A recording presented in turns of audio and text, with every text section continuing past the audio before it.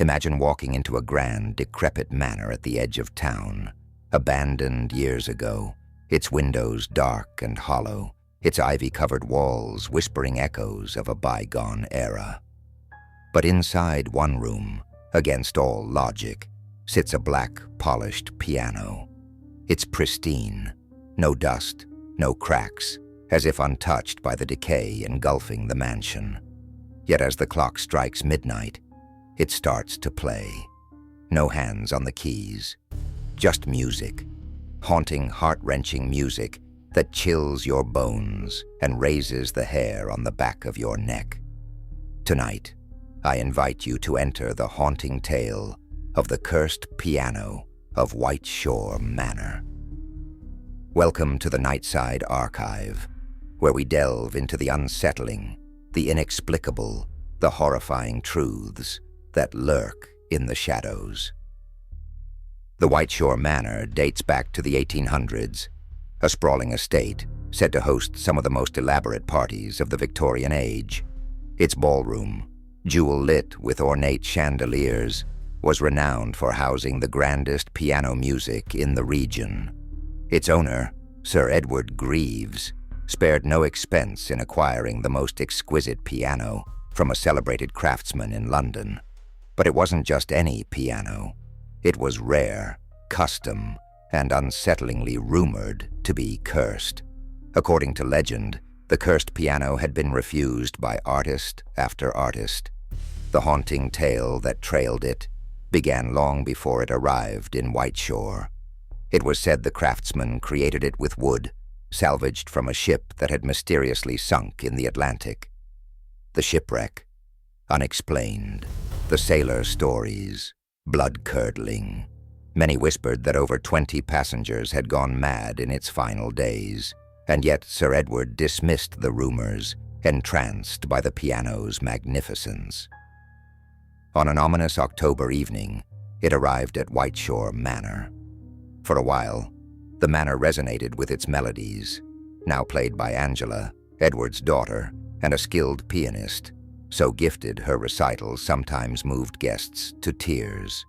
Until one grim night, Angela was set to perform a new composition for an intimate party of elites and friends. That evening, as thunder rolled outside and lightning illuminated the manor grounds, Angela began to play. Witnesses later recalled a sense of unease creeping into the room. What started as an ethereal tune shifted into something darker. Off notes, discordant jabs, then crescendoing chaos. Angela's face distorted with confusion and panic. She stopped mid-play, but collapsed moments later. Her last words, "There's something in the keys." Angela's death shook White Shore Manor. Her autopsy offered no clarity, no illness, no pre-existing condition. Rumors naturally spiraled.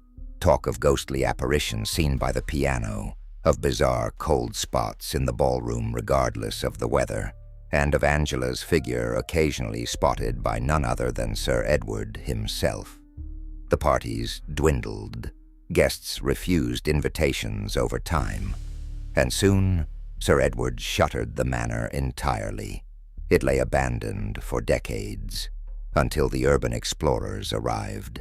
Nearly 50 years later, groups chasing thrill and legend began breaking into White Shore to seek out its infamous haunted object, the cursed piano.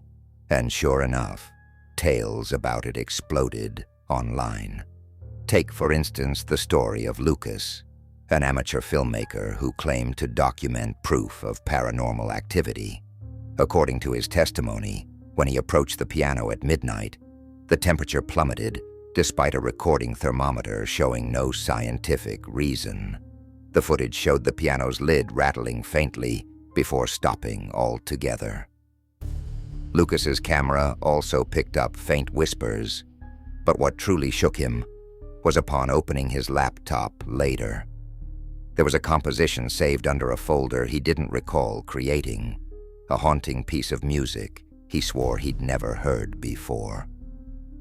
Several skeptics attempted to replicate Lucas's experience, but reported different encounters, from hallucinating faint apparitions hovering around its edges to hearing compositions unique to their fears or regrets.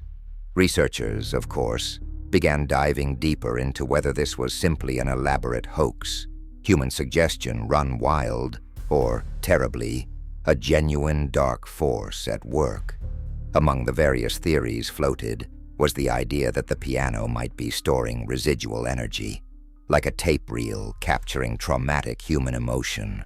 Spirits, unable or unwilling to let go, could possibly channel the music keys to relay messages to trespassers. Others took an even darker turn. Some claimed that, by reconstructing wood from a cursed vessel, energy from those who perished aboard seeped deep into the piano's materials, forever imprinting the tragedy into its vibrations.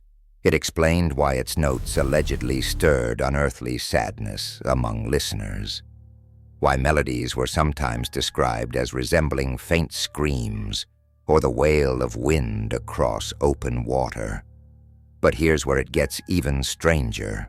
Professional teams sent to investigate, equipped with high-tech ghost hunting equipment, reported unexplained electromagnetic spikes, yet instruments tuned to detect measurable sound waves failed to register a single frequency when the piano supposedly played itself, as if time and sound bent uniquely to those in its presence. To add an eerie twist, locals today still report hearing faint music drifting from White Shore during stormy nights, a chilling echo of Angela's final performance. Now, before we wrap, let's take a moment to ask the questions stalking our minds. Did Sir Edward invite something malevolent into his home by ignoring the warnings? And worse, did the cursed piano become a conduit for messages Angela wasn't meant to uncover? Or is White Shore Manor a case where history blossoms into myth, inviting thrill-seekers and skeptics alike? What do you think? Let us know in the comments below. Have you heard of pianos tied to hauntings? And perhaps, what melody might it play next if suddenly found in your living room? One thing's certain, music has a power over us. But in this case, maybe it's best left unheard. Thank you for venturing with us tonight into another tale from the Nightside Archive. Until next time, stay in the light.